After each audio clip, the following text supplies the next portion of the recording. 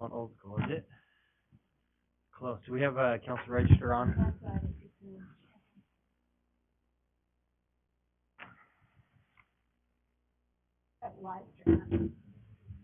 Council register.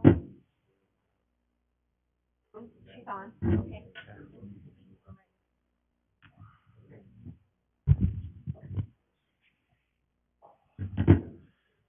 4 o'clock? Close to 4. Yesterday, that's the only agenda. Do an agenda.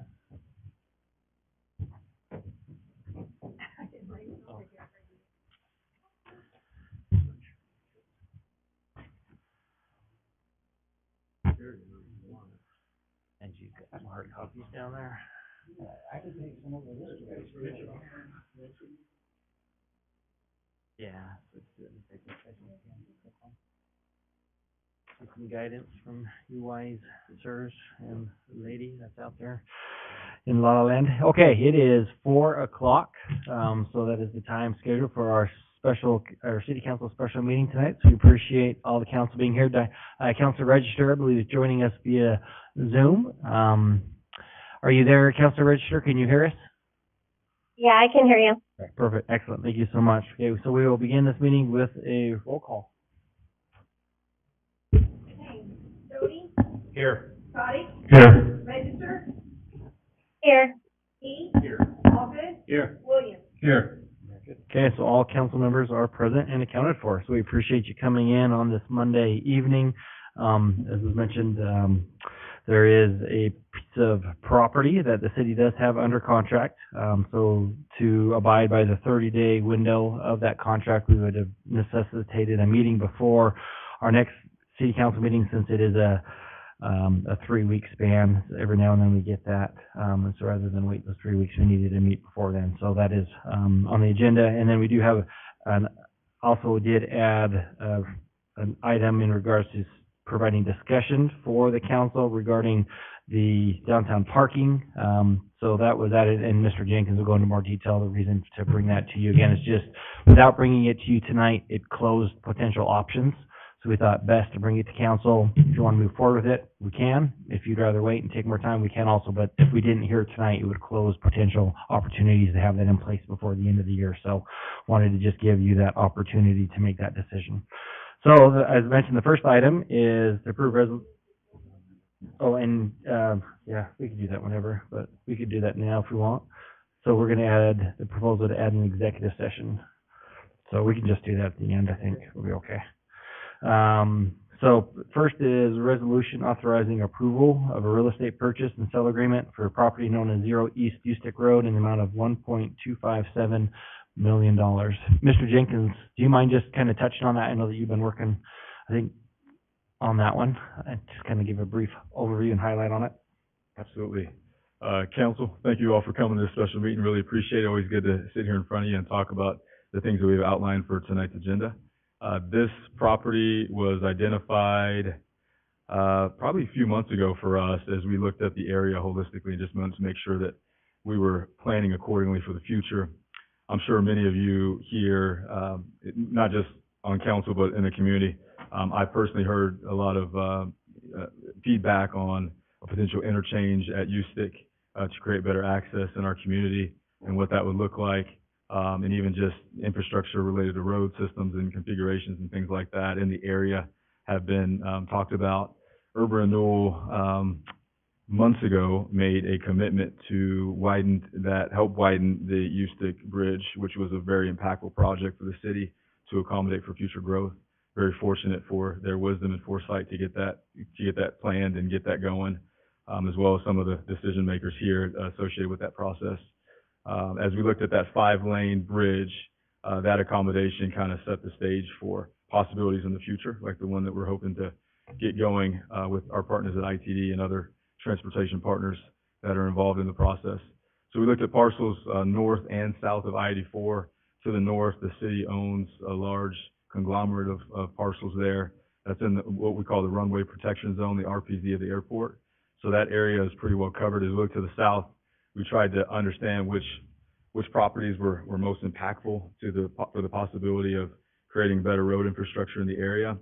We stumbled across this property, which is at 0 Ustick Road, East Ustick Road.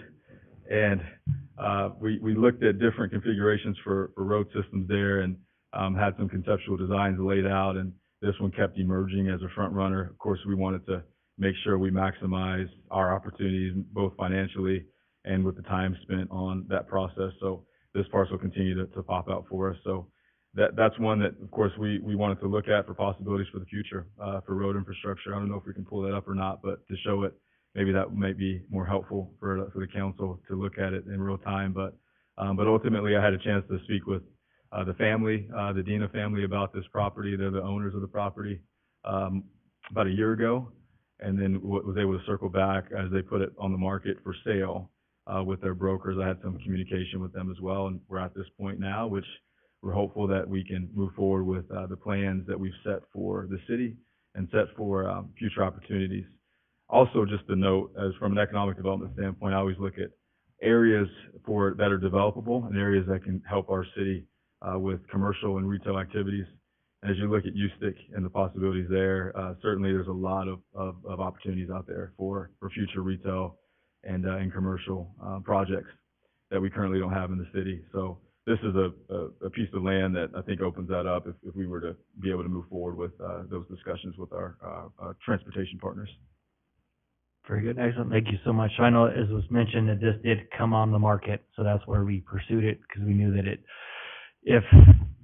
would have been nice if it was a few more years before it came on the market, but the fear was if somebody did purchase it, started building on it, then that obviously hinders anything that we could do in regards to an interchange at that area. So for that, Councilor Stock, did you have a question? Can we get it up on a map so we can take a look at it? I thought you were doing that.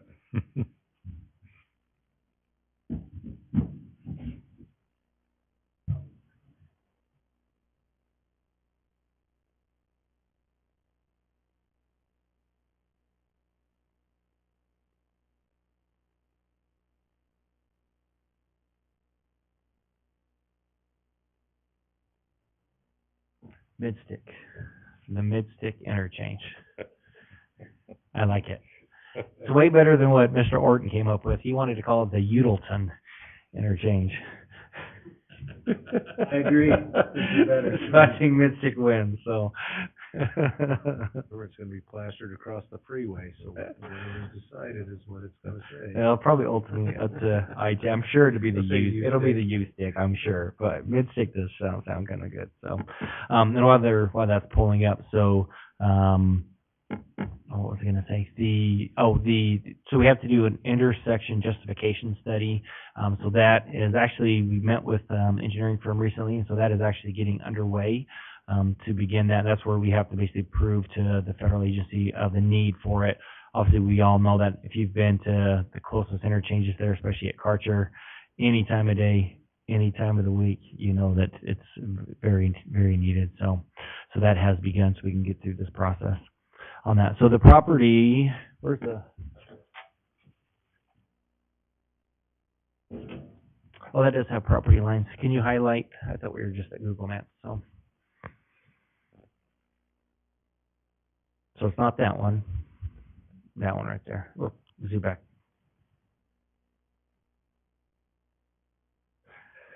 Can you go out one more click? Is that possible without it going crazy?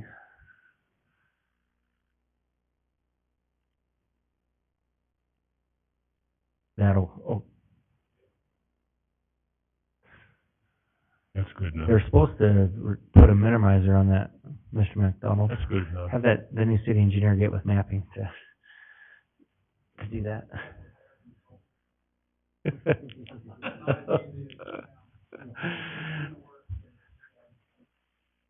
Oh yeah. Of course it is. Yeah. Okay, so I'm just gonna go up here so people in the audience can see, because they won't be able to see if I do it there. So this, obviously, here's the property. So the thing that was really great about this property is this little kind of flag lot, usually is what you'd call it. So, because that would be right away that we'll need for sure. And typically, obviously, it usually would be with this property, but where it is encompassed with this one, and even up to there, is that right away that we need. And still, potentially, we need a little bit more from this property owner. But again, it provides areas we need over here, and then again, this stretch of property there up to there. So that's what really made it enticing to get that property for that interchange. Is there gonna be off and on, or just off, or? Yeah, so and you can go ahead and close that down if you want. No, it'll be a little easier. So the proposal, and again, this is all, Federal Highway weighs in, but we've shown it to ITD, working with them. So you'd have an on and off both directions. So we already own all of this property up here, and so the proposal now is to kind of come off at this location, come up to here for the off, and then the on would be, since you'd have like a 5-lane intersection here, and then you'd come here, get on here, and then you would loop around to get on. Again, you'd come off here and then up to here to get off. So that's where you would be getting on and off for the westbound traffic. For eastbound, the proposal is most likely to come down in this direction here and then follow this. And this is where we would have a collector roadway, which is nice because then that opens these properties up for development. If this was just a big loop like you had up there, you couldn't have access off of that.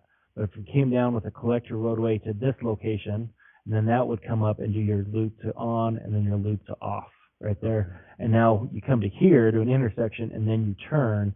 So now these become very marketable because they're front a collector roadway rather than just an on-ramp or off-ramp.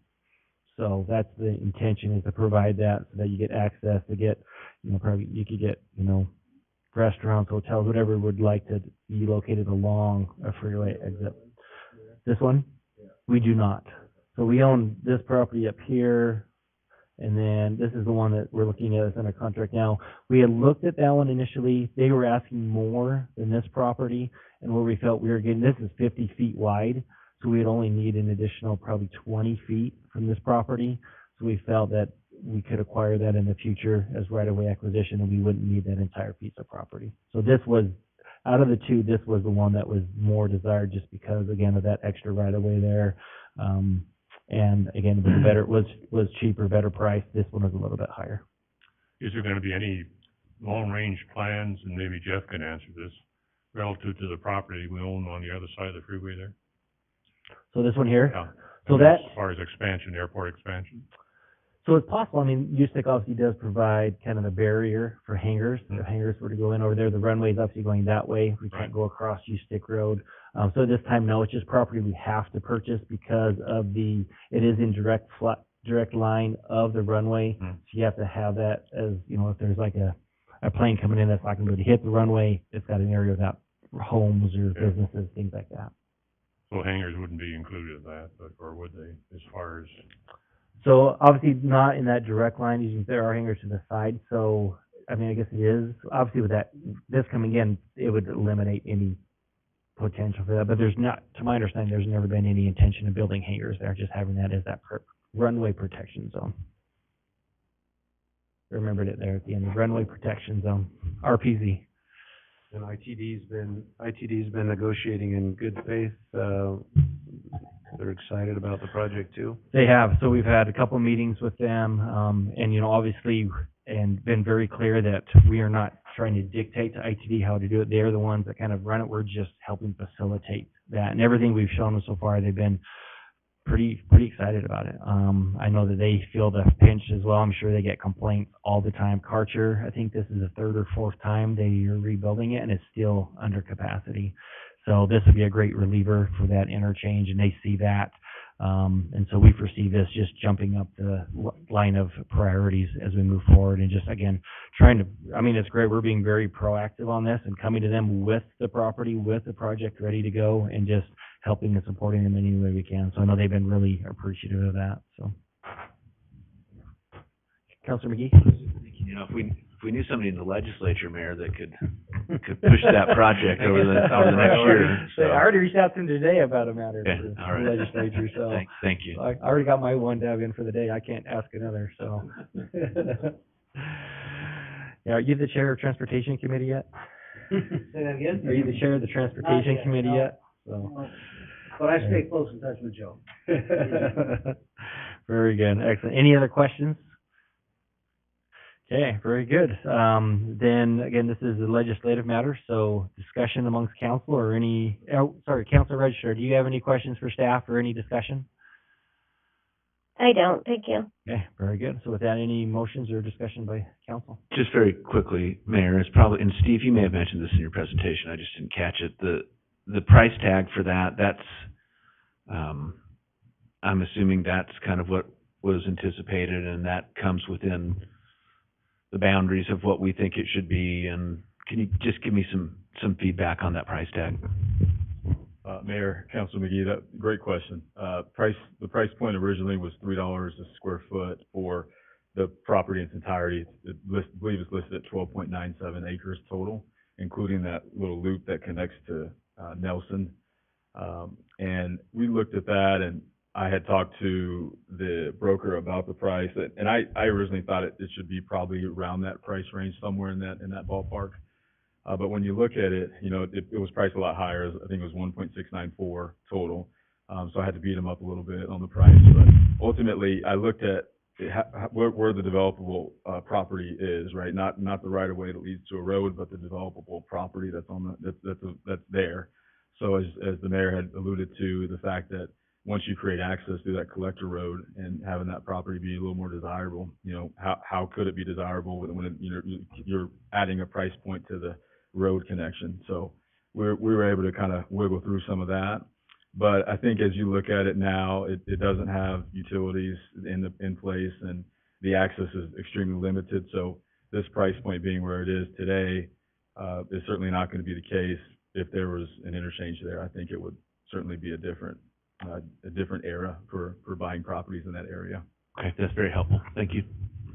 Very good. And yeah, just a note, so Raylan North, our finance director, is not able to be here this evening. She had a prior engagement.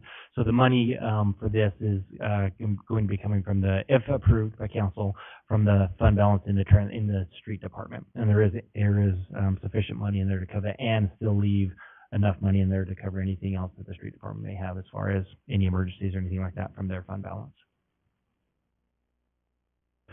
Okay, with that, if there's further discussion, or if not, if there is we stand for a motion.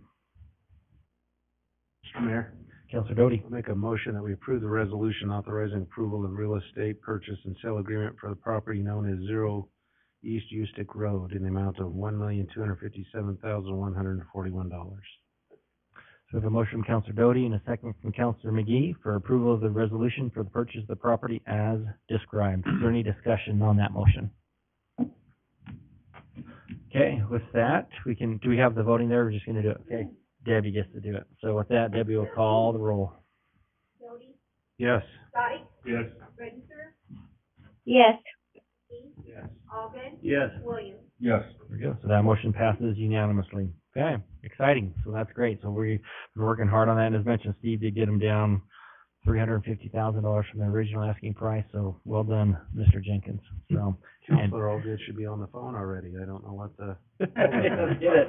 Let's start construction next week. So, Yeah, absolutely. very good. Let's get it done before the widening is done, so it all fits.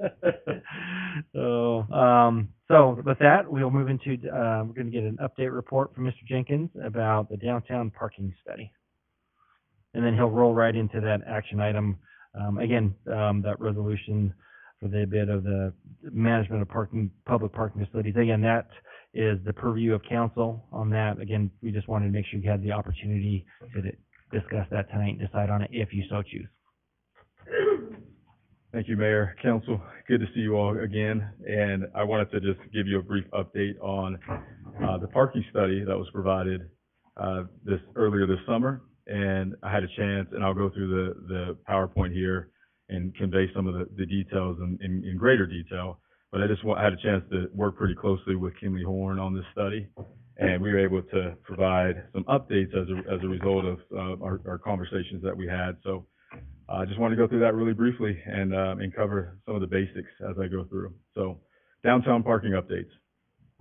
So the introduction, just for clarity's sake, the report is focused on inventory, occupancy, and future needs analysis. So they went through and of course analyzed the parking inventory that we had via the stalls that are available for public and private parking, as well as on-street and off-street public parking, and then off-street private parking. So they looked at our downtown core in its entirety. Well, I'll give you the map that they surveyed for us. They used drone footage to get this done. Surveyors reviewed and analyzed the data. They also reviewed parking-related infrastructure, so they looked at wayfinding, looked at our sidewalks, looked at kind of our infrastructure as it relates to the conditions of it. They have provided a future needs assessment and considered future projects that will have parking impacts as well. And then, of course, area drone footage was used. So just updates, from our previous meeting, previous workshop on parking.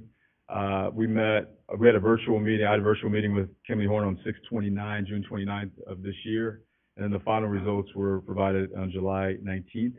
Kimley Horn determined that parking needs were primarily event-driven. That's just overall. They said businesses located on Main Street near Indian Creek Plaza are consistently seeing a lot of usage. So they're talking about the core around the plaza, on-street parking. Those are pretty well utilized throughout the season.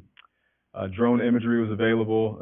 We also clarified some details. We talked about Tillion's project and talked about the parking capacity, so we clarified some details there. Of course, we're still going through the parking agreement on this project, so it hasn't been finalized, but I let them know that it was likely to be the case that Tillion was going to have just a small amount of on-site parking, but the bulk of their parking for their tenants would be off-site.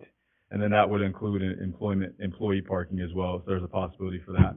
And then TS Development, which is Creekside Commons, they had looked at, this is at 510 Arthur Street. We're planning a vacation there, and that's likely to occur, but 16 stalls, again, are likely to be removed on Arthur Street. In the previous study that they provided for us, the iteration did not include that parking removed, so they had included that in the overall inventory. And then TS Development, they did not include this project as a forthcoming project that would further implicate our parking downtown. And in Kimley Horn, they talked to me about the distance for a future garage. It needs to be 800 to 1,200 feet away from your downtown core. That's kind of an industry standard. We also discussed the need for paid parking to circulate vehicles downtown. We talked a little bit about some of the businesses and some of the employees of those businesses and the vehicles that are associated with those businesses and how long they were staying in parking stalls. So getting those cars to circulate became a very important piece of our conversation. And then the city, if we want to do a more in-depth study that would feature interviews and, different, more days of research, more boots on the ground, more comprehensive study would range from $100,000 to $150,000. We did not pay that for this study. So the area of study was essentially 4th Avenue to the northwest.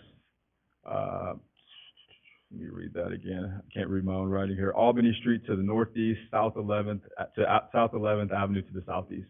So that block of downtown was covered. They looked at kind of the core of downtown and just said, hey, this is obviously Indian Creek Plaza over to Cleveland, past over to 11th, and they use that drone footage to capture the public on-street and off-street parking as well as the private parking in the area. And then research dates, they focused on 2 primary dates of research. The first was Saturday, May 13th, which is Mother's Day Market. That's one of our signature events through Destination Caldwell. And the second was Tuesday, May 16th, and this was the first day of Farmers Market. This also included a walking survey that was conducted on 5/17/2023.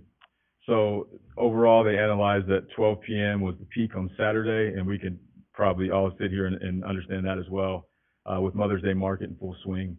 So that garnered the most utilization. That's 60% utilization across all spectrums of parking. That's private and public off and on-street parking. 75% of the public off-street parking and 71% of the public on-street parking was occupied. And just to clarify, 85 to 100% is considered fully occupied for the purposes of this study. So this is utilization. The image to my left, your right, is the Saturday, 5/13, and you guys can see essentially it covers public off-street, public on-street, private off-street, all parking, and then all public parking. So if you look at the dashed blue line on the first chart there, that goes through and covers the all public parking, and that's the one we're going to pay close attention to. So you can see that for the Mother's Day Market, which is on 5/13, you can see that it was 73% utilized, and it's getting really close to 85% utilization, which is fully utilized. And then as you go to the other graph there, the blue dash is at 65%, and that's at 6 p.m. And again, that's the first day of our farmers market. So you can see a lot of utilization in the evening. So restaurant goers, and also for the market activities and things like that. So the evening on typical days for Tuesday is kind of what they were capturing, and then for special events, which is Saturday, midday is the high point for parking activity. So future parking changes for redevelopment. We talked a little bit over the phone on our virtual meeting about state areas that may be removed for future consideration for public spaces. So we talked about Tillion's impact and what that could be. And again, we're going through the parking negotiations now, so nothing's been finalized, but I let them know that things were likely to occur in that direction. And we also talked about the project at Creekside Commons and those impacts that would be forthcoming for that project. So overall, these are the differences between the first iteration that was provided and the second. So parking inventory, we had a 203 stall decrease from public parking. So they had 203 stalls from the first study that was attributed to our overall parking inventory that they took away as a result of our conversation. And then 171 stalls increase in private parking as a result of our conversation. So those are the nuances from each study. That 203 stall decrease was pretty significant as it relates to their overall analysis of our downtown core. So this is a pretty busy slide, but overall, they basically gave us 8 models to consider. These 8 models looked at utilization for future impacts and what that could look like. So essentially, the 8 scenarios would be lower redevelopment, lower background. So they said things like, what if when Amano builds their new restaurant, what if the group that comes in has a lower demand than Amano, right? So they were basically very conservative with their estimates.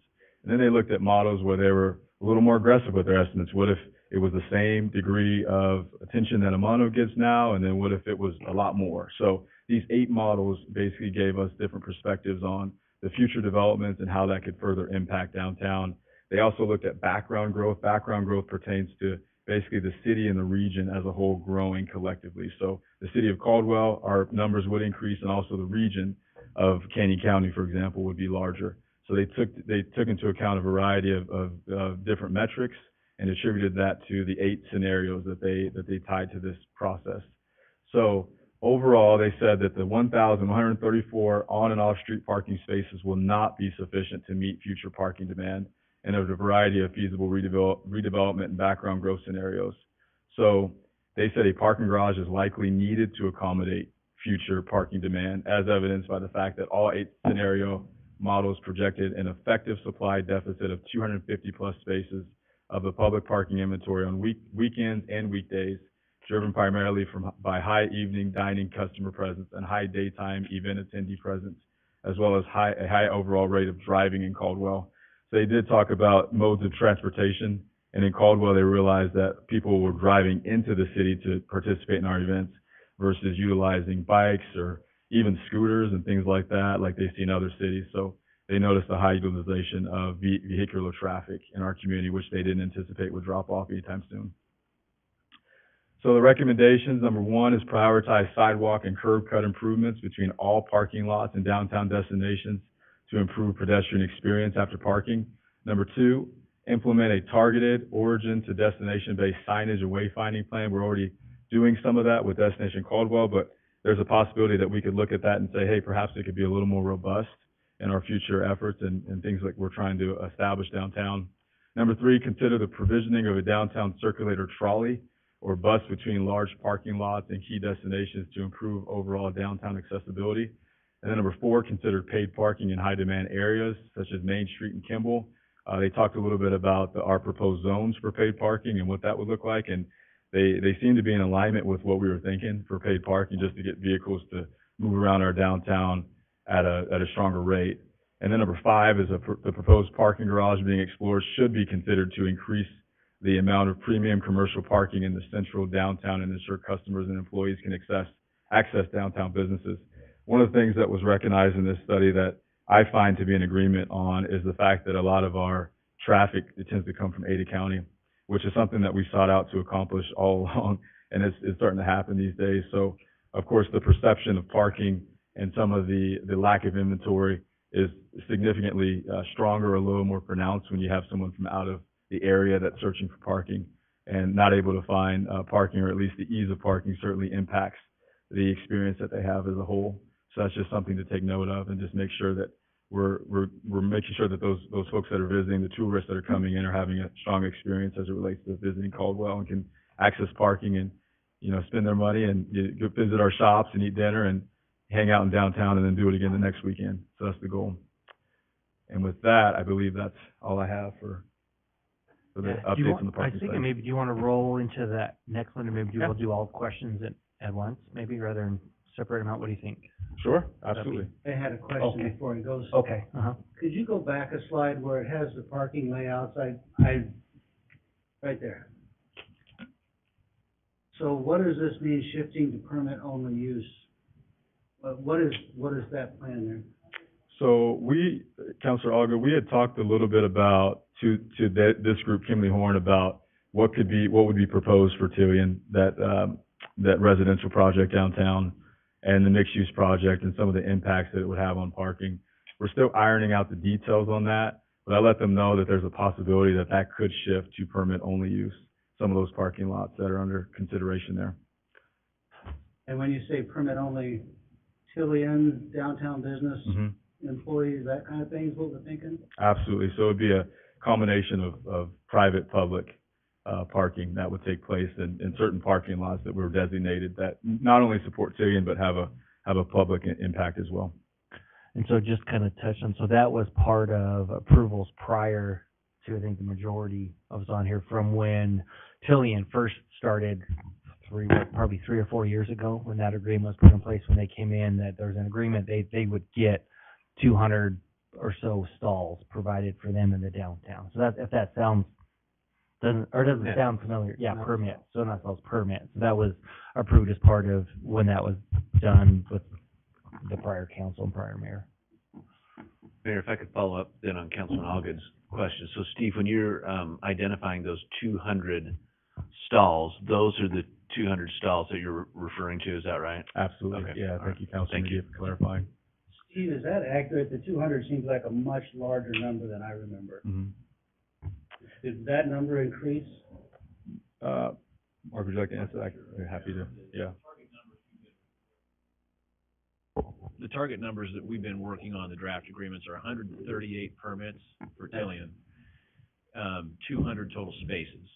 And so that leaves an additional 62 spaces for, would be shared parking with downtown employees. And so the city would have the authority to develop a program to have those permits sold or leased or given away or whatever to for downtown employees. And the idea there is to get them off of the on-street parking. So that would be more for customers and employees to be parking in these designated lots.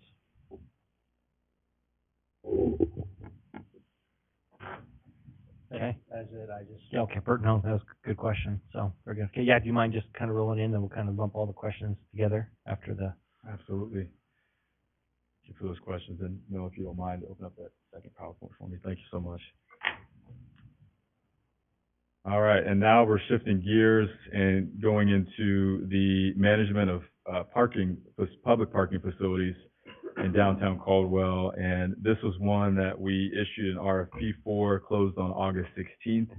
This was an RFP that we were looking to solidify, as the mayor had referenced. Just wanted to make sure to provide options to mayor and council related to this option of paid parking downtown.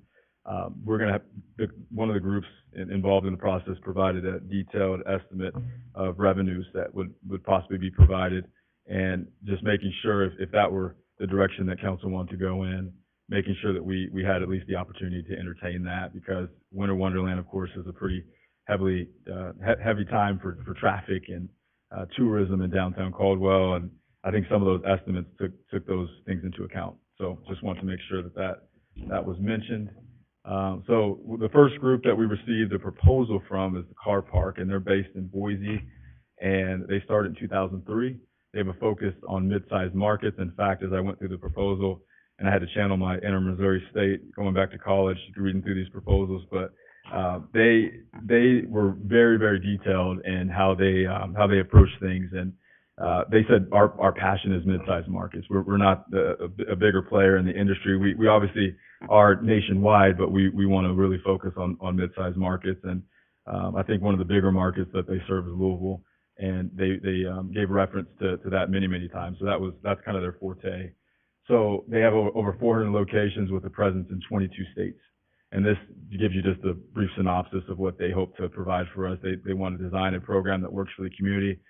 They want to engage actively. They want to listen. They want to go to downtown businesses. They want to talk to our BID, want to have open forums, just make sure that this is launched in an effective manner that's congruent with basically the sentiment of the community. And they want to make practical recommendations that factor in stakeholder feedback, become actively engaged in the city's downtown. So they want to have a presence here with office space somewhere in the downtown. So they want to be accessible, and then leverage their vast local expertise and presence to support the Caldwell community's growing needs. So they have an outlined process. They said that many of their employees, in fact, reside in Caldwell, which I thought was a benefit to what we're doing here. So they're very familiar with our market, very familiar with Canyon County. They have a local team on site supported by a regional director and VP of parking services. So again, that local impact was prevalent throughout the proposal. And then they provided an estimate of revenue and expense budget based on their interpretation of the study, as well as they would need the buy-in from city leadership and the broader community just to finalize that. But they did provide an estimate, which gave me a little bit of clarity as far as how this all could unfold. And they're proposing 3 phases. The first phase would design the paid parking program at least 3 weeks and include stakeholder engagement, so they have open meetings and forums and things like that. The second phase would be to implement a complementary parking program, guiding city staff and council through the parking ordinance process. They would procure new parking equipment and software, which I've learned through this process that procurement stage is actually pretty extensive.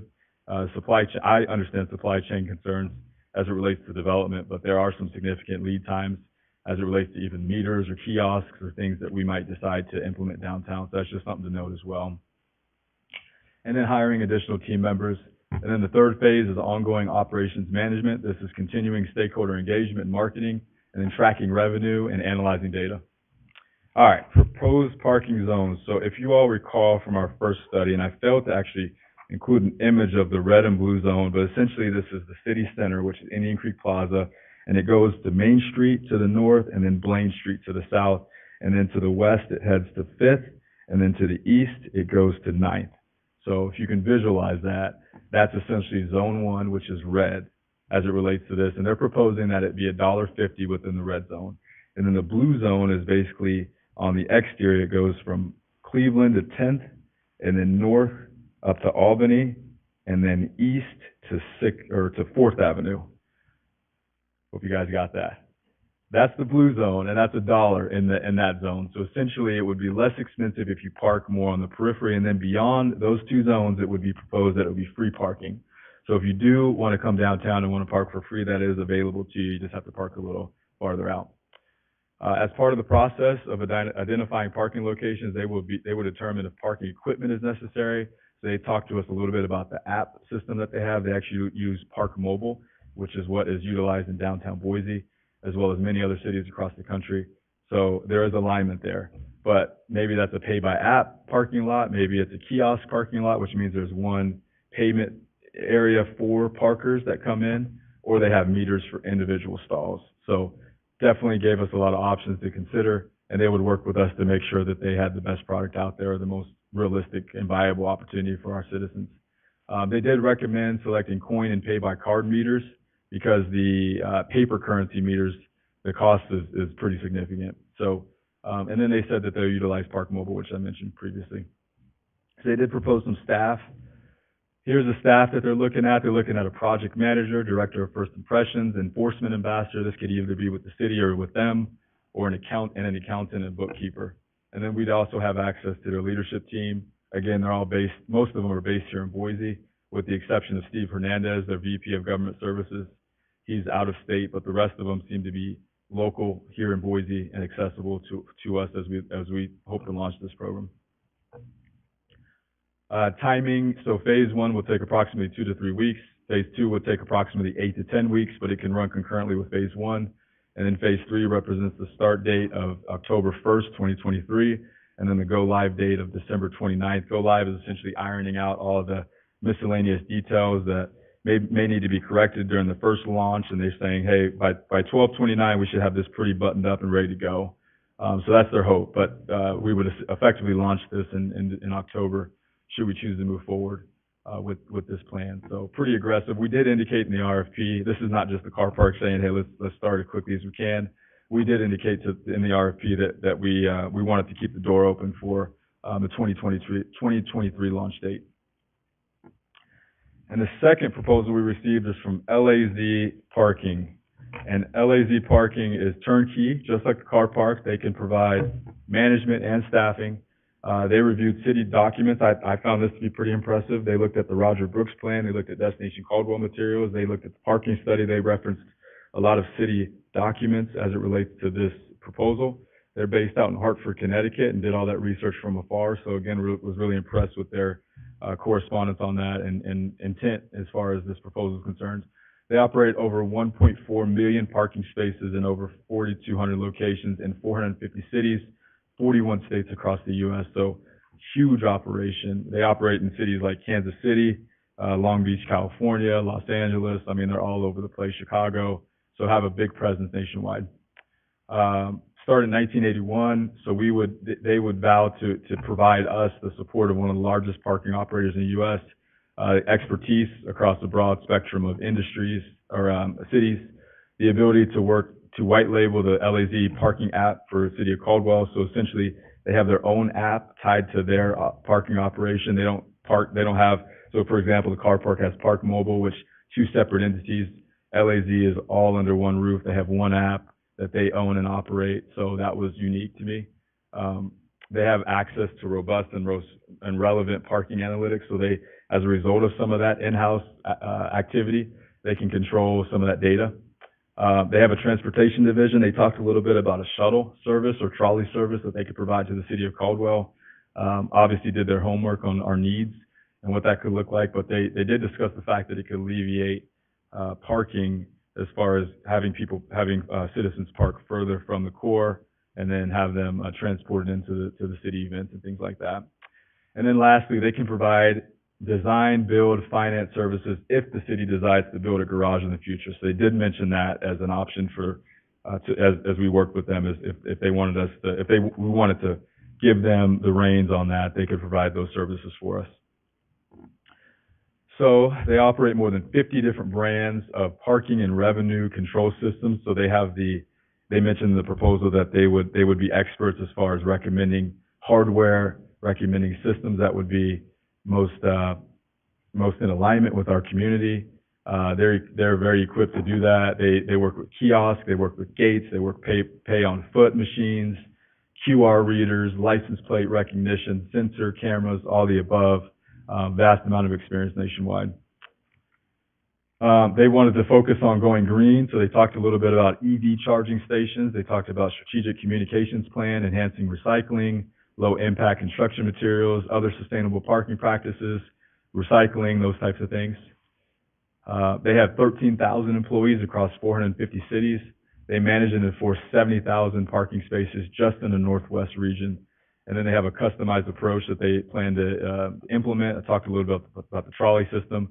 They actually have a regional base in Seattle, and that would be the support system or support arm for Caldwell. They have a regional HR hiring rep that they have would dedicate to Caldwell's launch of this program.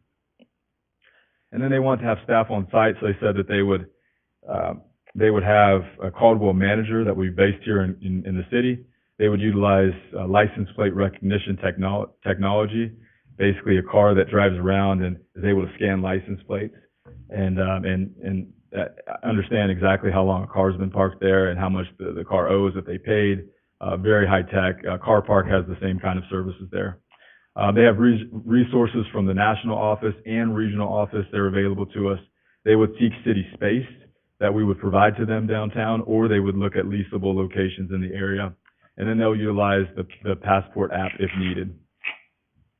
4 stages of implementation, and I ran out of time to do this PowerPoint, so I just said, see proposal for further details. So essentially, what they've promoted is what they've espoused is 4 things, and I'm going to find it here. Let me tell a joke really quickly while I look for this. You're so busy running around saving us $60,000 on a lot near Ustick that you didn't have time to do the PowerPoint. Councilor McGee, I appreciate that. Thank you for buying me a little bit of time there. And that is so true, so true. So, all right, I found it. So stage one. So they would finalize and submit to the city certificate of insurance for the facilities, basically work out the contractual obligations that's tied to this process. They would assemble their management team. They would schedule kickoff meetings, coordinate a transition plan from free parking to paid parking with the community, and then look at staff with their HR manager and whatnot. That's based in Seattle. And then stage two, they would order supplies. They would look at different products that might be applicable to our efforts and objectives here. They would establish banking information. They would look at technical support. They would do outreach. They would do employee onboarding, and then uniform fitting for all employees. And then stage three is the delegation of management, submit operation budget to the city management team for approval, installation, training of automated payroll, time attendance, distribution, or submit standard operating procedures for management approval. And then stage four, this is the last stage, is basically the implementation of the paid parking that would come down, that would be provided downtown. And with that, I know that was fast and furious, but I'm happy to answer any questions you may have related to So maybe, proposals. so with all of that, I know we discussed recommendation, thoughts on that. Then we'll jump into questions there. Terrific, and thank you, Mayor. And I would provide a recommendation. I've talked with our team quite a bit about the identity of Caldwell and kind of where we want to go with this paid parking should things move forward, or however they might move forward in the future. And we just felt that it would be very helpful to have that local flavor tied to a parking management partner, and having a group that was accessible, such as the car park, and knowing where our traffic comes from, coming from the city of Boise, just making sure that there was some consistency with the app, with the operator, with the management system. You know, those types of things were important to us as well. What really resonated with me personally from just being in economic development was the fact that the employment base for the car park, a lot of their employees were based in Caldwell and Canyon County. So I think they understand the dynamics of our community. I really appreciated both proposals though, Mayor. I thought that both were very, very well written and provided a lot of detailed information. I learned a tremendous amount just by looking at both, but overall staff ultimately decided to move forward with a recommendation for the car park. Very good. I think, yeah, Councilor McGee.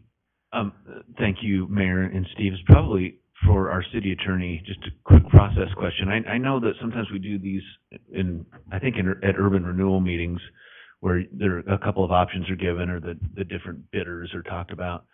I just, for our own sake, I just want to make sure in discussing these two proposals amongst ourselves, Mark, are there some parameters that we should think about in terms of discussing these, so that if this doesn't go the way of one of the proposals, that we don't get in trouble for talking about this in terms that we shouldn't be talking about it? Am I making any sense to you, Mark? No. Good. What's up? Sounds like my home life then. Perfect. No, so these services will be provided by an independent contractor for the city, so that is exempt from public bidding. So we don't have public bidding requirements, formal requirements that we might have in lots of acquisitions that the city does.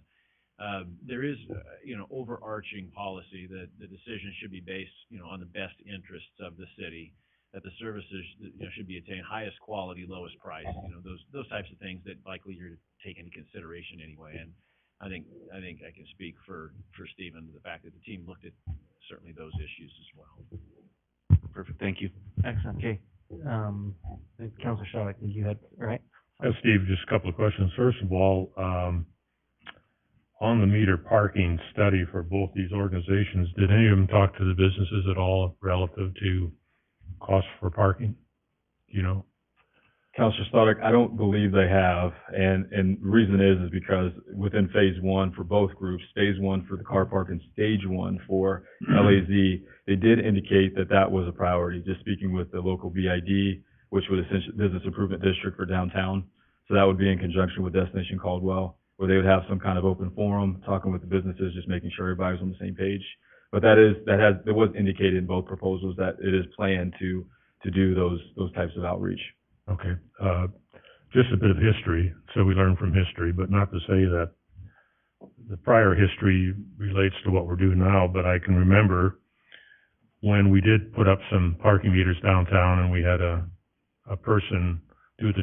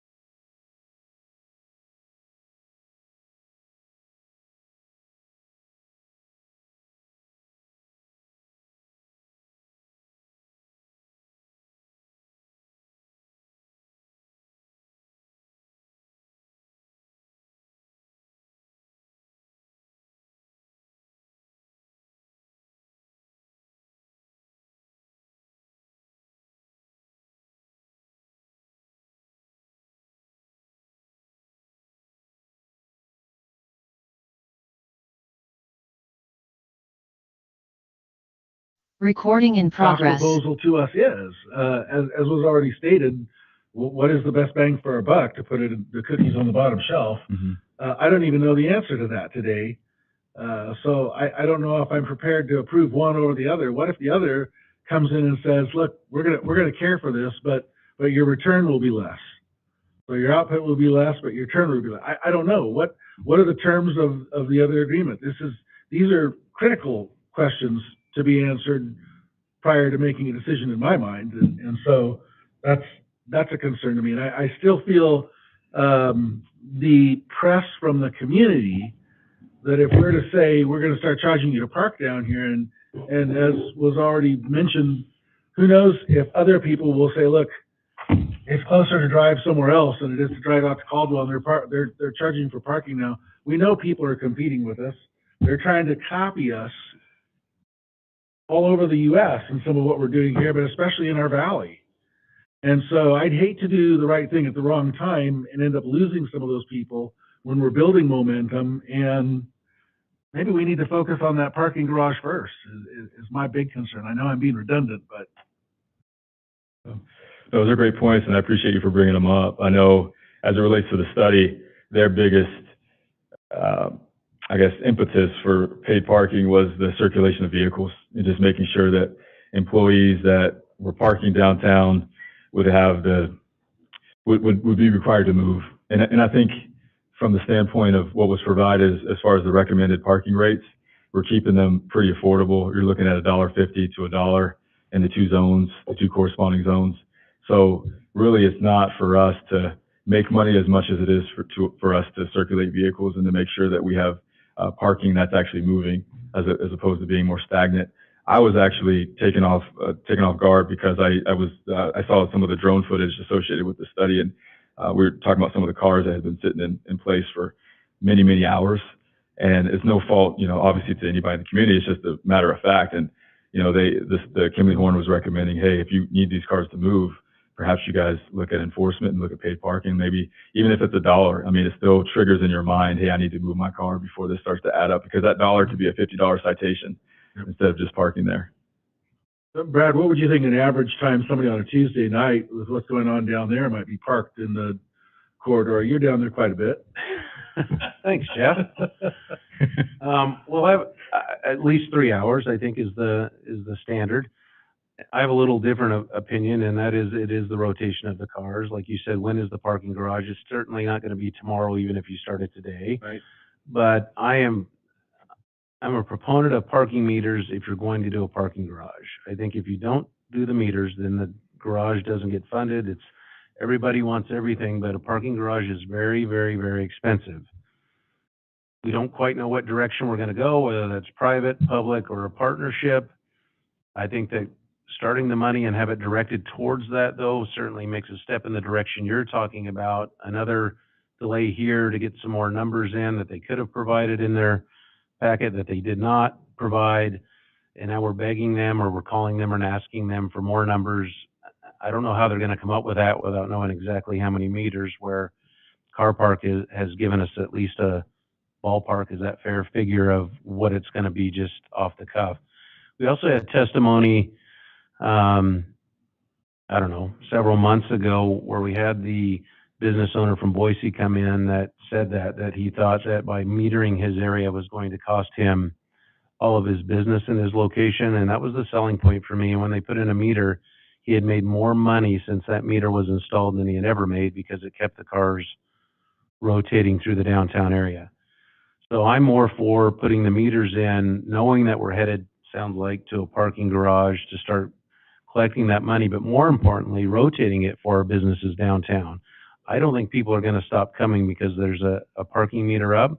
I think the same people will provide their opinion if they can't park right in front of the business that they want to go anyway. And I'm sure you get the same comments, and you see those where I used to be able to park right in front of the business I wanted to go into.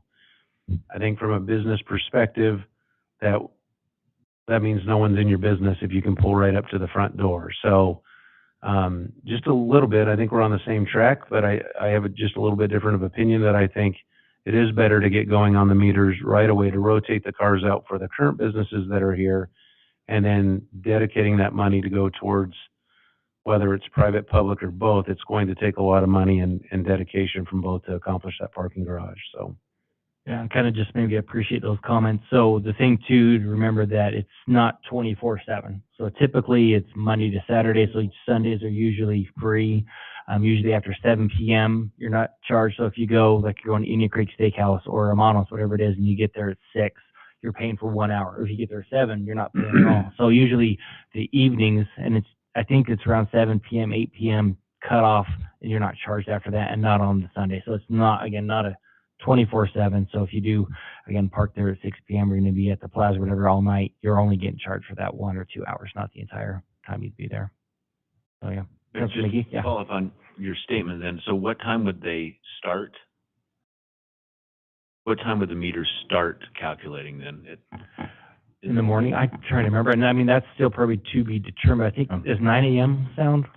Yeah, I think it was 8 or 9 a.m. And I know that they're going to work with us and obviously have stakeholder meetings and things like that, regardless of the group that is selected, that both express that desire. But I think what the goal is saying, hey, let's make sure this is the right fit for the community, and the hours are indicative of that. Mayor, if I can follow up. Yeah, please. I'd like to talk more about Councilman Doty's social life and how long he's spending down there, but, Thanks, John. You're welcome. How long, couple questions, Steve, how long would that, if we were to choose the car park, for how long would that contract last?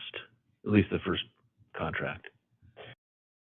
That's a great question, Councilman McGee. I know, in the revenue outlook that they provided, or the proposed revenue outlook, they had a year is what it was. So I don't know if it's a renewal annually or if it's a 5-year or what that could look like, but at least it shows year 1. So I don't know. We didn't quite get as far as, hey, what does that contract look like? But we did talk about just the proposed projected revenue expenses for the year. Okay. I guess what I'm getting at on that question, Steve, and for the mayor as well, I remember we had a similar discussion of this when we were talking about the scooters.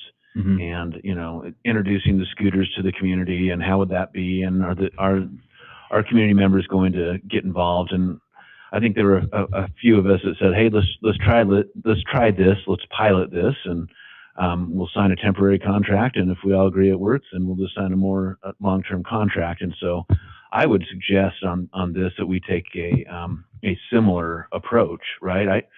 I don't really have a problem with this. I think it's a good idea for the community. I think it's going to take some education, as Councilman Stoddard talked about a little bit. I remember those days too, where it kind of got out of hand with the chalking on the tires, but I think this could be done the right way. Also, Steve, if I'm not mistaken, the parking prices in Boise, which uses, I think, the same system, would be double of what we're proposing. Is that accurate? I think they're like 3 and 2. Is that right? It is accurate, and they consider this to be somewhat of a softer launch, but they also said the same thing. They don't want to scare away anybody. Their plan is not to, make a lot of money off of this. They just want to make sure that this is the right program at the right time for the city. So they want to stop. They basically said you can't ever. It's harder to lower the prices than it is to raise them, right? So let's start at the baseline and make sure we're fit for the community in the right way. And then, Mayor, one more quick question then. By approving this today, I mean, we've talked about those rates, the $1.50 and the $1. Who actually establishes that rate? Would that be established in the RFP? Would that be brought back to council? What would be the dynamics of that rate set? I think that's just a starting place for us, as I understand. They intend to have subsequent meetings and forums and different opportunities for the public to weigh in, and I know the business community to weigh in as well. So they said that they would recommend that based on other communities that are comparably sized, but certainly open to making changes as necessary. Okay, and I guess what I'm getting with that too, would the council have another bite at the apple in approving the final contract? Maybe I'm looking at Mark. And I'll just say it, I'll just ask Mark on the record then. So, I'll ask a question to City Attorney Mark Hilty. Mark, would the council have another bite at the apple, another opportunity to approve a contract with Car Park that would include the rates and other important information? Councilor McGee, yes, this is an RFP. If you select the Car Park, we'll have to enter into negotiations and prepare an operating contract and deal with those issues. Okay, thank you. Yeah, and I appreciate that comment about, like a time frame. I remember, it was mentioned, like, I know this, the annual, I mean, and obviously it's to be determined, maybe this is too early, but, we did that 1 year, like you said, with the bird. I think this one would be, I would recommend a minimum 2 year, because it is obviously a little bit more in-depth and things that at least give you that opportunity to have a couple of years to look at, what's coming in from 1 year to the next. But I think that's a great point, and that would be part of that contract as we would move through it. If this resolution is approved tonight by council, and we move into that next stage, which again is the negotiations between us and the Car Park to finalize all the agreements on that, to come back to council for your final approval. Did you have, Everybody else weighed in. I've thank you, Steve. I've learned more about parking than I ever wanted to know. So, I'm gonna make some numbers here and you tell me if I'm right. It looks like we're talking about Car Park here, their projected outlay is about $500,000 for equipment and startup, based on your numbers here. Yes, I'm actually showing the operating expenses, which includes equipment, at $132,162. I'm looking at this page right here, and they've got an outline schedule, and at the end of the schedule, the total is $490. Oh, yes, Is that correct? Mm-hmm. And then the projected income for the year is $613,000. Correct. $613,000. Mm-hmm. that's net. That 613 is net. Does that mean $613,000 to the city? Yep. Mm-hmm. So if we spent $500,000 installing parking meters and the operating system, the projection is we would recover our money in a 1 year's period of time. Am I reading that accurately? You are. Yeah, that's what I'm seeing as well. And I think they base it off the study as prefaced, but and some other metrics that are tied to it. But yeah, the total projected revenue is actually on the former page there. And that revenue, after equipment is paid for, would be ongoing, would be the idea. Okay. I differ from my fellow council members a little bit in that I'm not anxious to rush into a parking garage. It's just an astronomical cost for that parking garage, and until we see how parking goes, I'm for the parking meters. I think they're becoming a necessity based on the volume of cars we have downtown. And I do see a parking garage in our future. I'm not saying not. I just don't see us rushing into that yet, just based on the astronomical cost. I want to see how these meters pan out. And Councilor Doty said he feels like a downtown stay might be 3 hours. Well, that's $4.50. That's less than a cup of coffee to stay downtown for 3 hours. I feel like that's a pretty reasonable rate for someone that wants to come downtown and park, and that circulation that it would generate. I know for many years we had discussions with different business owners downtown, and a lot of the chief complaints are an employee from this business is parking in front of this business so that business stays open, those park, and that's kind of an ongoing thing. And I see the ability to lease out parking spaces to businesses and give permits and things like that, and then meter the streets as a very viable solution to that. So anyway, I appreciate the work you've done. It sounds like both parking companies are excellent. Mm-hmm. I lean towards the Car Park because they're local, but they sound like they both really have good information. Absolutely, and thank you for those comments. And I agree. It was pretty difficult for me to go through and pick and choose, but I ultimately fall when things are close and you have one group that's less than 3,000 miles away. It is more comforting to have that. Although they did reference that they have a home base or a regional base in Seattle, it's still the fact that we can get in the car and drive down the street if we have some kind of issue we need to iron out, and they're right there. Yeah, thank you so much, Councilor McGee. Just very quickly, because Councilman Stock brought this up earlier too, and I just want to hear, I guess, one more time, Steve, and that is there will be a public input process. We're not just going to approve this today and say that these are the rates and not hear from anybody. There's a public input process as part of this, developing this contract. Is that right? It is, absolutely, and they were both pretty firm on the fact that they wanted to have more than one stakeholder meeting, stakeholder forums. It needs to be an ongoing process as this is rolled out. I know the business community was really important for the car park and for LAZ, just to make sure that the businesses were in line with what we're doing, but also, you know, the public and just making sure there's not going to be something that overwhelms them. They just getting everybody on the same page is critically important to the success of this program. So that's going to be an ongoing thing. Very good. Councilor Register, do you have any questions or comments? I do, actually. Thank you. I was kind of waiting to get in there.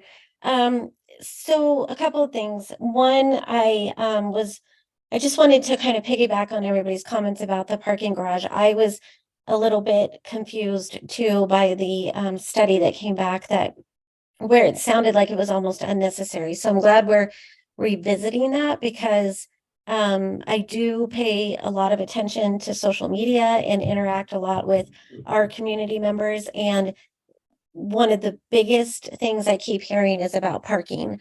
And so I think the parking garage, and it kind of going to what Councilor Williams said, I think it's very necessary. I mean, I think we need to make sure that we're not losing sight of that, whether we do that first or after this or whatever it is, but that it kind of stays in the forefront so it doesn't get lost.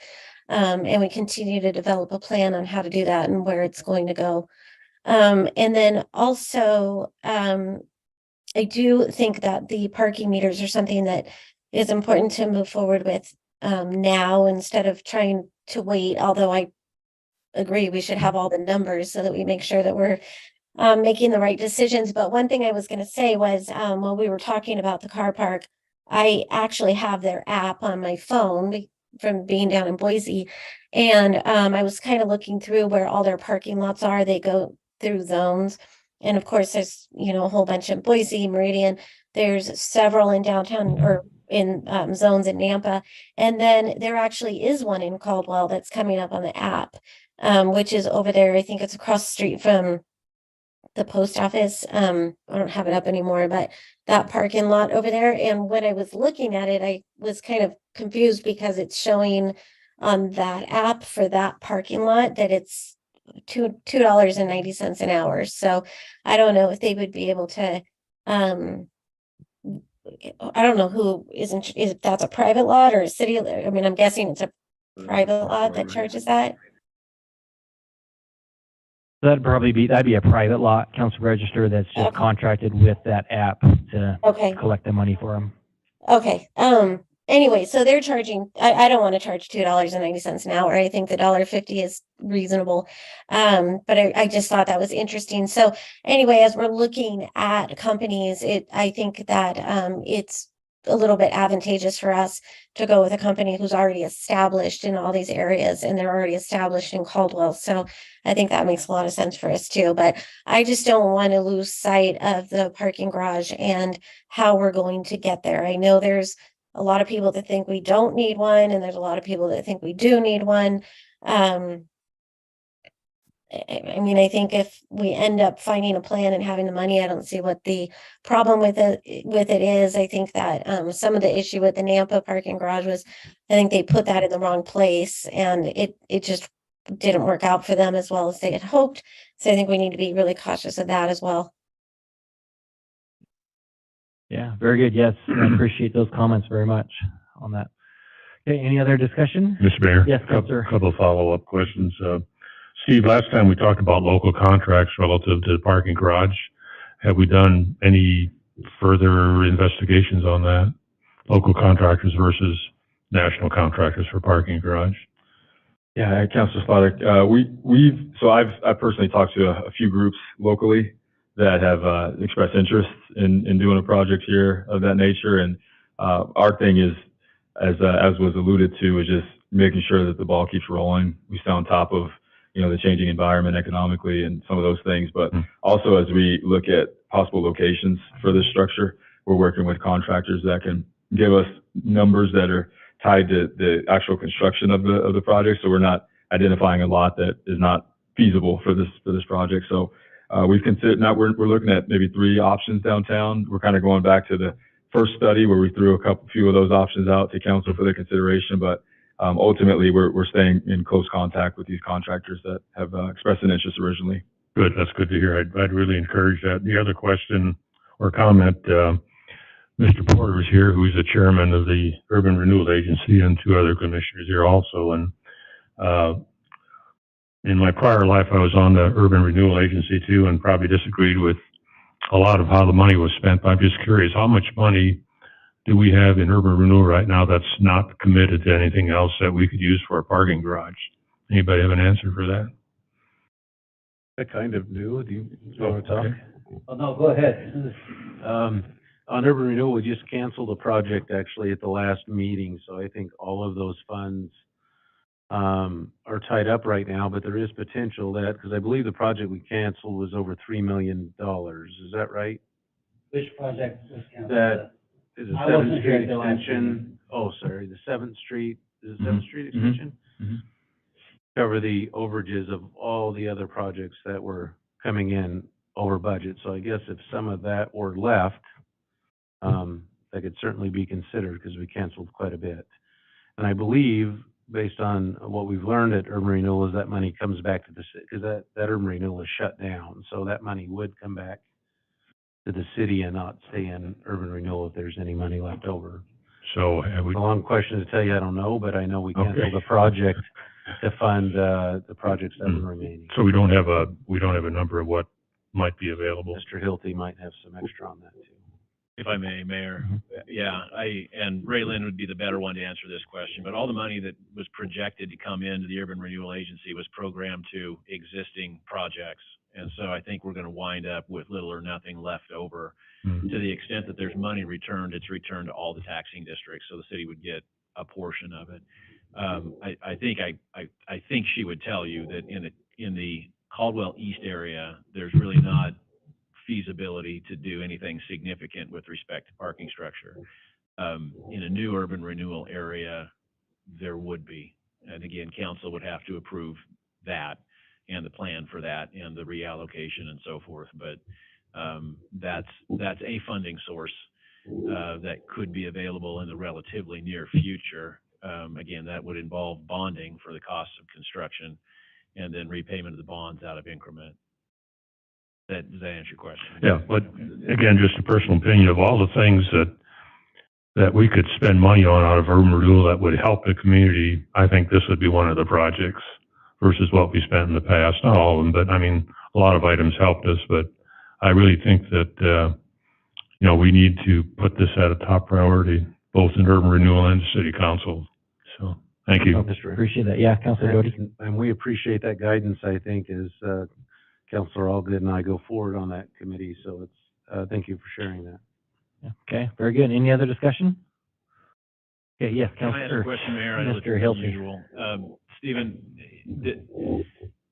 with respect to permitted parking, and enforcement, it's a different animal than typical. So if it's a metered enforcement, you're looking at how long has the car been there and has it paid or not paid. For permit, you're more just looking at whether or not this vehicle should be here or shouldn't be here. Does Car Park have the ability to enforce, do enforcement in a lot that's just simply subject to permit? Mm-hmm.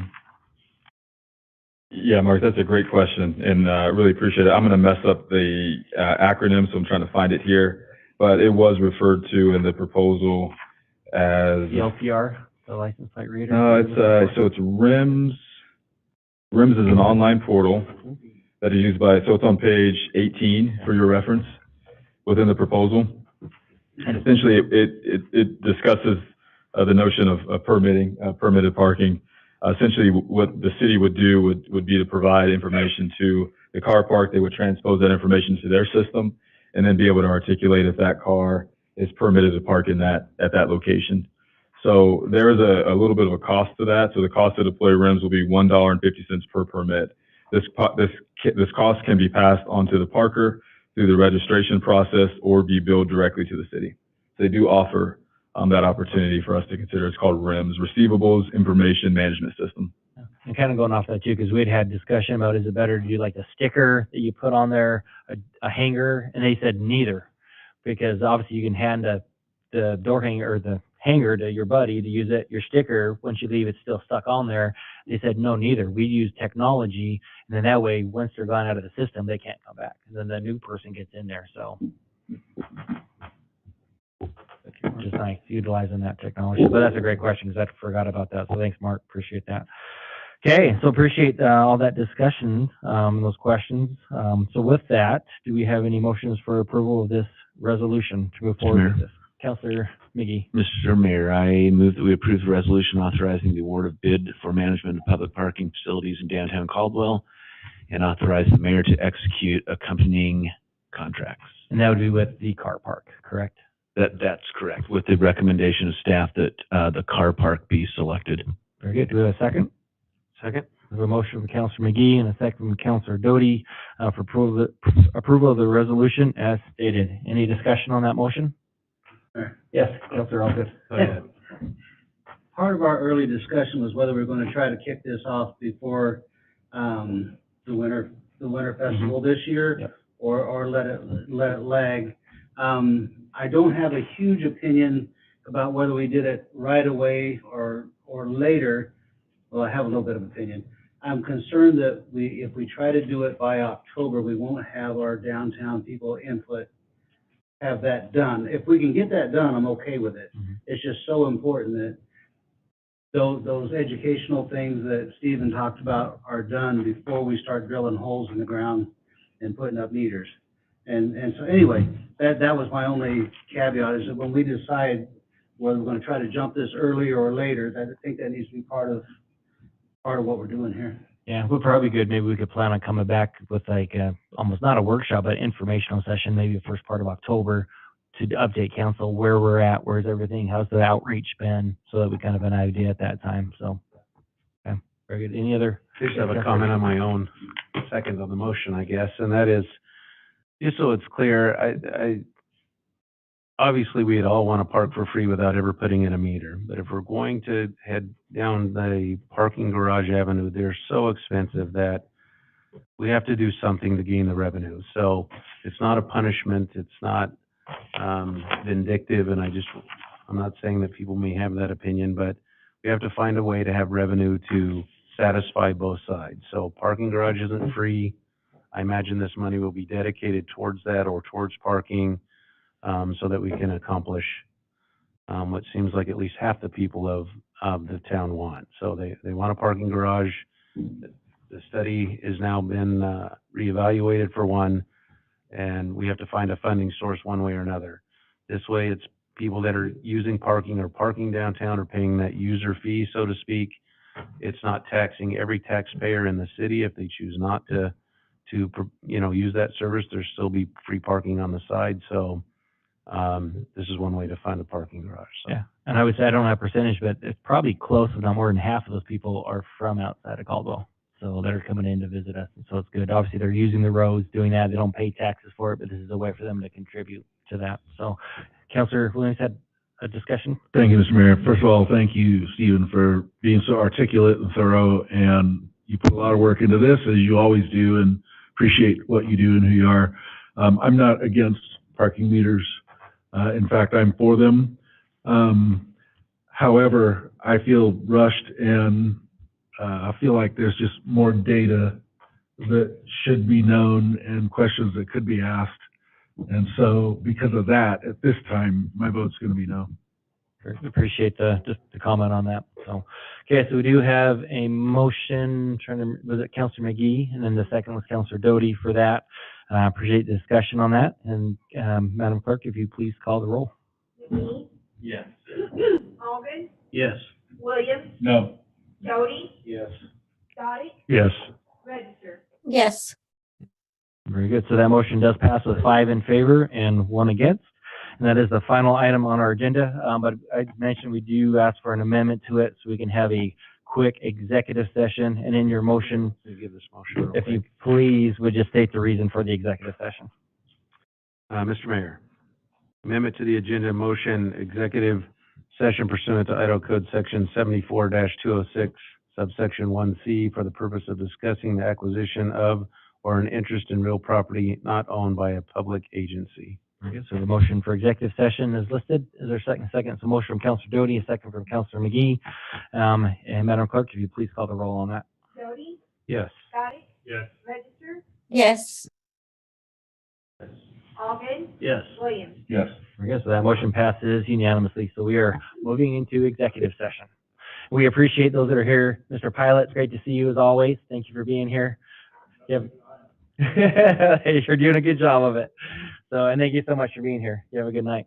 Okay. So with that, we will vacate the room and move into executive session.